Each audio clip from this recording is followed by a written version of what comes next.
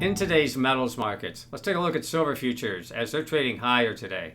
Silver futures trading higher now 10 out of the last 13 sessions. Today we're looking at the futures market up about 1%, just over currently at this level. And it's nearing a 14.5-year high and also nearing a new all-time high as we're just shy of those all-time highs that we did see back in 2011.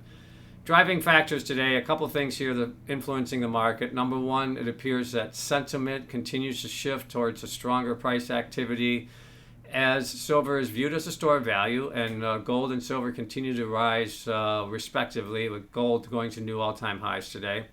Couple that with the expectations that manufacturing activity is picking up. We've had some stronger manufacturing data here in the U.S.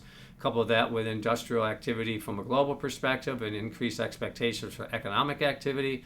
And I think that those are the two main factors as to why silver continues to realize its higher price levels and maintaining upward momentum. So looking at the general trends, we continue to see some strong price action here over the last 3 weeks as silver is pushing up towards those all-time highs. 48.58 appears to be near the all-time high, somewhere in that range. So we're about 8 cents away from potentially new all-time highs for silver.